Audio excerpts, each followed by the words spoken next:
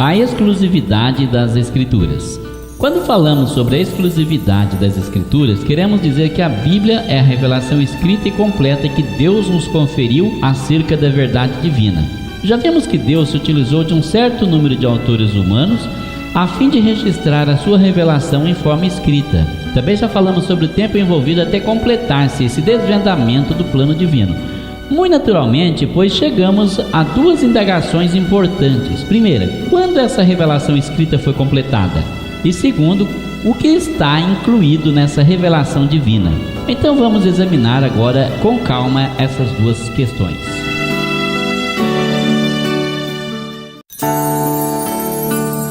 O término da revelação divina. Já podemos considerar a atitude de Jesus para com o Antigo Testamento. Ele demonstrou a sua aprovação ao mesmo, citando muitas vezes. Todavia, quando já se aproximava o fim de seu ministério terreno, ele indicou que ainda havia muitas outras verdades a serem reveladas aos seus discípulos. Veja João capítulo 16, versículos 12 até o 15. Ele diz assim: ainda tenho muito que vos dizer, mas vós não o podeis suportar agora. Mas quando vier aquele Espírito de verdade, ele vos guiará em toda a verdade, porque não falará de si mesmo, mas dirá tudo o que tiver ouvido e vos anunciará o que há de vir. Ele me glorificará, porque há de receber do que é meu e vô-lo há de anunciar. Tudo quanto o Pai tem é meu. Por isso é que vos disse que há de receber do que é meu e vô-lo há de anunciar. Nesse trecho podemos ver que verdades adicionais seriam reveladas pelo Espírito Santo.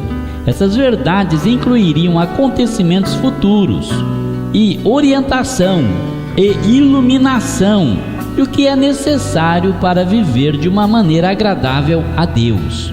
Por isso ele disse: ele me glorificará. Nessa declaração de Jesus foram incluídos dois detalhes de suma importância. Primeiro, ele prometeu que o Espírito Santo completaria a revelação, guiando os seus seguidores em toda a verdade.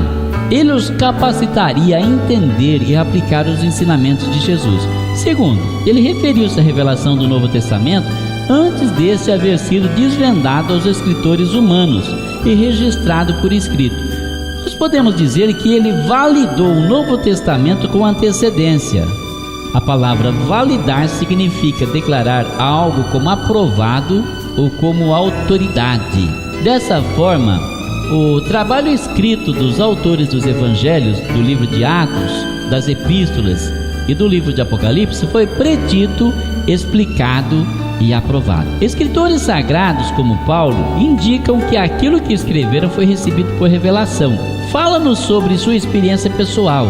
Em Efésios capítulo 3, verso 1 até o 12, o apóstolo diz que ele e os demais apóstolos e profetas receberam revelações divinas sobre verdades anteriormente desconhecidas. Pedro também reconheceu o valor daquilo que o Espírito Santo revelara e impulsionara para ser registrado por escrito, conforme está escrito na segunda carta de Pedro, capítulo 1, verso 20 e 21. E também na segunda carta de Pedro, capítulo 3, versos 15 e 16, ele se refere aos ensinos doutrinários escritos pelo apóstolo Paulo, chamando-os de Escrituras. Por volta do ano 64 ou 65 depois de Cristo, quase todos os evangelhos e as epístolas do Novo Testamento haviam sido escritos e circulavam entre as igrejas locais. Então, entre 25 a 30 anos mais tarde, o apóstolo João recebeu o Apocalipse.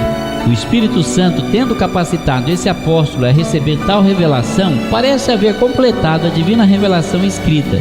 E agora que as Escrituras estão terminadas, não devemos acrescentar e nem retirar coisa alguma delas, conforme foi orientado pelo Espírito Santo a João nos últimos capítulos do livro de Apocalipse. Progressivamente, o Senhor foi revelando a sua vontade, o seu propósito, através de um período de cerca de 1.600 anos. Agora não precisamos de mais nada.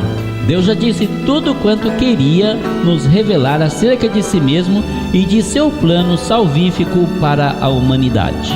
Isso quer dizer que a inspiração especial do Espírito Santo que trouxe à existência a Palavra de Deus na forma escrita não continuaria à nossa disposição hoje em dia.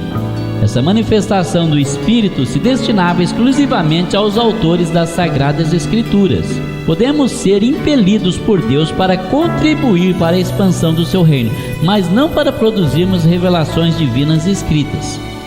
Tendo lido, estudado e aplicado os ensinamentos das Escrituras, podemos dizer com certeza que verdadeiramente Deus falou de modo claro e coerente para nós. Ele nos revelou de modo completo aquilo que nos queria dizer. Nada mais é necessário. Para nós é muito importante reconhecer que Deus continua falando até hoje com a sua igreja. Por meio do dom da profecia, o Espírito de Deus continua a declarar aos crentes a mente do Senhor.